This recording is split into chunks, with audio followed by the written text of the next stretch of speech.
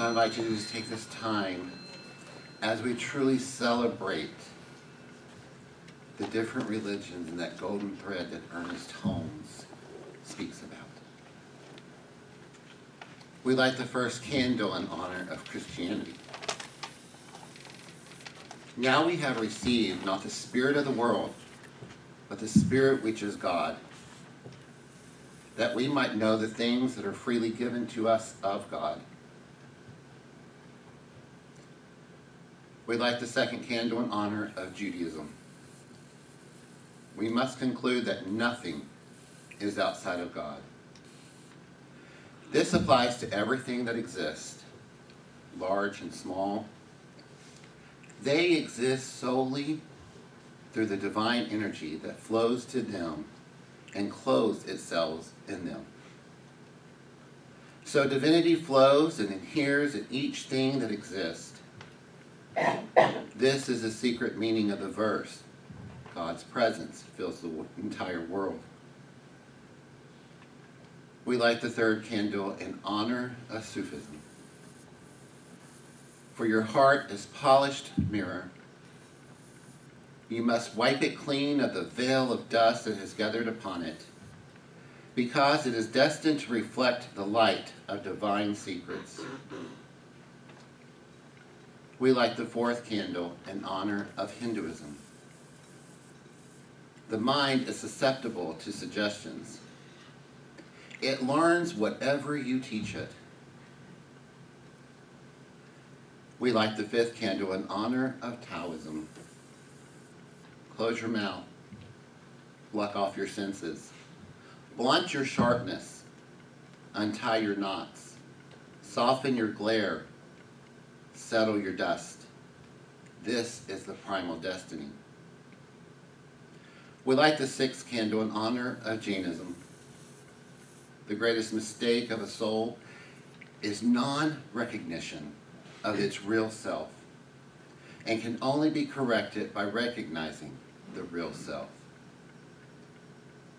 We light the final candle in honor of Gnosticism.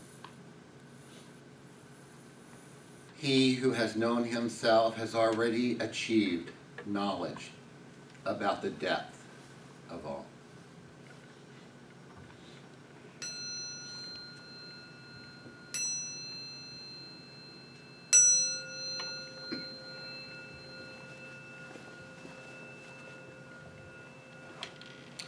Our reading today comes from our founder, Dr. Ernest Holmes, For the Love of God. Love is the self-givingness of the Spirit through the desire of life to express itself in terms of creation. Love is free from condemnation, even as it is free from fear. Love is a cosmic force whose sweep is irresistible. So I invite you now to just turn within for a moment of contemplation of these words.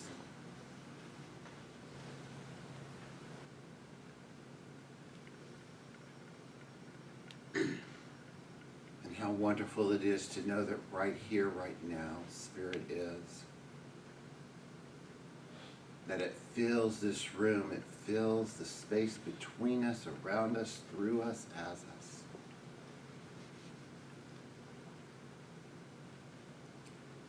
And in that profound but simple acknowledgement, we know that we are one.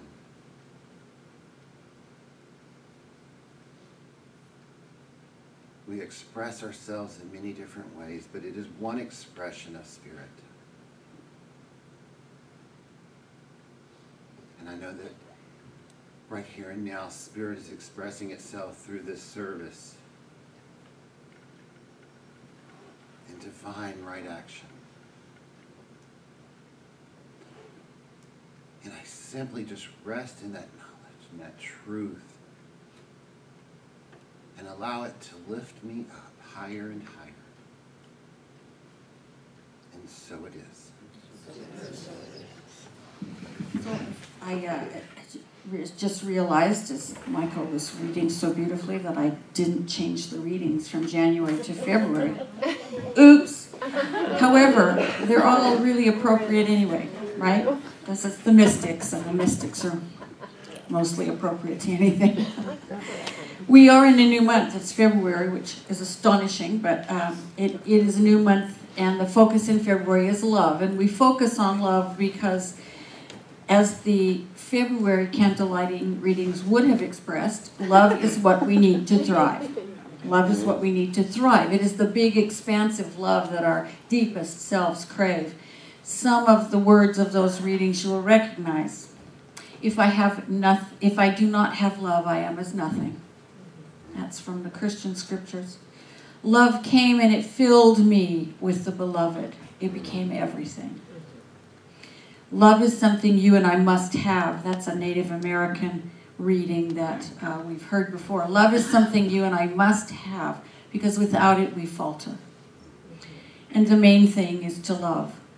We're reminded over and over that the main thing of being human beings on this spiritual path is to love. These are powerful statements about giving and receiving and living love. It is the most potent energy in the universe. That's what all the mystics claim, and I believe it. It can do things that nothing else can do. You know, you hear news stories about a mother lifting a car off her child to save their life. That's an act of love. Powerful act of love. Or somebody who just jumps into a river to pull someone out because they're drowning. These are enormous and powerful acts of love. And this, you know, the most wonderful thing happens to me every week. I get the sermon idea in my head and the topic, and then things just start to show up on email or Facebook or wherever that are just perfect. And this one came across my radar this week. It's from a book I read years ago. It's called Paradise by Toni Morrison, who is an incredible, this is also Black History Month, and so it's doubly appropriate.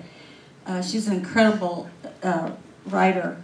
And it's a sermon, basically, a little sermon from the character known as the preacher. And you know what they say, you give a preacher a place to stand and they will never shut up. So it's a longish quote, but full of powerful ideas about love. The preacher says, let me tell you about love.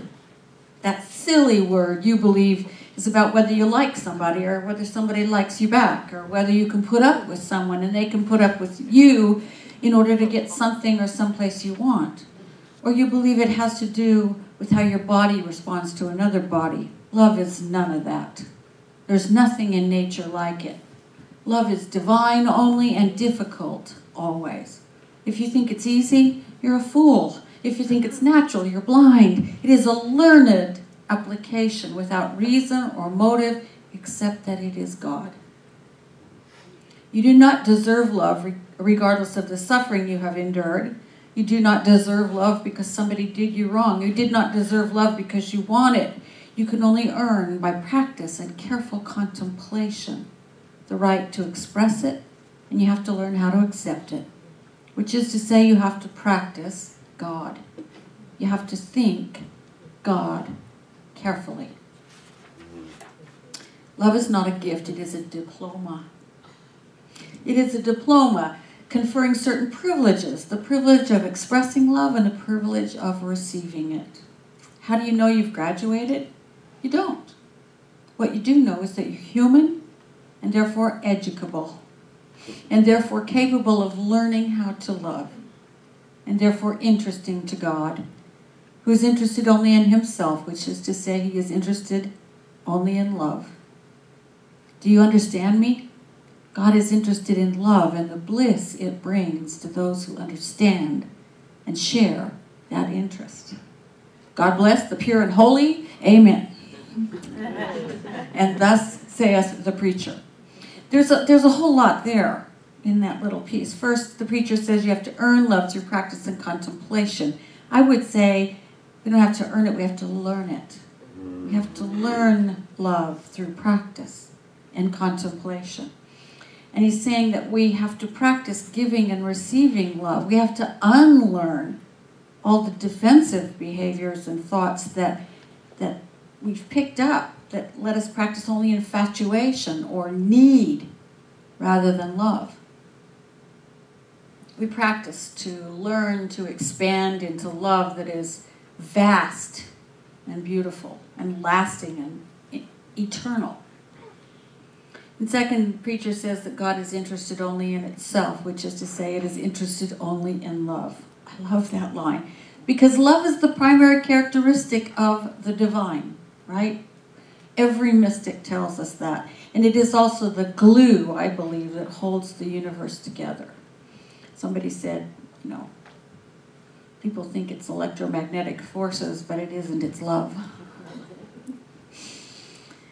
Our founder, Ernest Holmes, said there was one ultimate power in the universe, and this power is good, never divided against itself, knowing no opposite and having none, complete within itself, complete within itself, yet forever unfolding.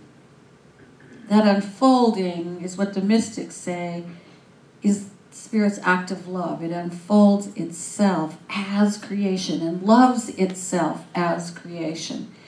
And it does that because it's interested in itself, in love, and in seeing and experiencing itself and the love that it is. And we all want that. There's a part of us that wants to go past the infatuation and the need and the bartering to this deep and unconditional love. But we sort of get tricked into thinking that love is those other things, when you like someone and they like you, or when your body is attracted to someone else's body, or whether you can put up with something with someone and they with you so you both get something. And as he says, love is none of those things. It's just none of those things. The divine love, the love we long for, is that great, big, unconditional, universal, totally accepting, capital L, love that we're created by and that we're created from and that we're created for. It's actually what we are, because each of us is an outpouring of that divine love. And so if the divine is love, so are we. And that is our deepest and truest and most vital self. And so spiritual growth is learning how to love with and from and as that great, big, unconditional, infinite love that is the divine. And that's the kind of love that will, we talk sometimes about the difficult journey from head to heart. But that kind of love is what joins the two completely. And both have to be engaged to really understand who we are. We have to feel ourselves as outpourings of the divine, as the divine love in flesh and action. So let us be interested in ourselves as love. And I don't know about you, but as I was growing up, I didn't learn very much about that kind of love. I learned about the kind of love that separates us and divides us, and the kind I talk about, and I've talked about it before because I'm very guilty of keeping score in relationships. I did your laundry, so you owe me big time. Or I'm sure we've all heard this one or said it. I bought you flowers and dinner, so you owe me, right? You got to give me something in return. Or it becomes a cultural and national thing where you're not like me, so I don't love you, or I'll do X for you, but only if you do Y for me. That bartering on an international level, and that's what divides us. It's the separate, the judgmental and demanding nature of conditional love that separates us. But that's not the kind of love we really long for, nor is it the kind of love we want to be. We want to be what Jesus talked about when he said the first great commandment is to love God with all your heart, with all your soul, and with all your mind. And the second is like it. Love your neighbor as yourself. He didn't mean give your neighbor as much love as you give yourself. He said, you are your neighbor. You are one with your neighbor. And Richard Rohr, who is a Franciscan theologian, author, and heretic of the highest order, one of my hero heretics, he said, this means that we have to love ourselves and we love our neighbors with the very kind of love that allows us to exist. It's the love that comes from our divine nature, from our true selves, from that highest part of ourselves, the I am, that is what each of us is. And so when we become aware of that divine oneness, which, bubbles up in us as love, then we learn what it means to love God and myself and my neighbor without condition. And at the same time, it opens us up to the vast and unconditional and universal origin, I guess I would say, of love. And Juan de la Cruz, another mystic and heretic I just love, is a Spanish mystic, and he wrote a little snippet of poetry that kind of distills this for me. He said, "When you regarded me, your eyes imprinted your grace in me. In this you loved me again, and thus my eyes merited to also love what you see in me. Let us go forth together to see ourselves in your beauty." To love the divine is to love that which we are, that the divine made us to be, and to love humanity. And to love humanity is to love the divine, because it's all, one. It's all one thing. When we give a piece of ourselves to someone, we see a piece of ourselves in them. And when they give a piece of themselves to us, they see a piece of themselves in us. And there's no need to demand anything in return. There's no need to keep score, right? We're all participating in a single, larger seeing and loving when we do that, when we come at it from that unconditional perspective. In other words, when we let the divine see us and accept us, which it will do automatically, one is the other, then we can see and accept in ourselves what the divine sees and accepts in us. And that becomes the way then that we see everyone else, in the same way we are seen.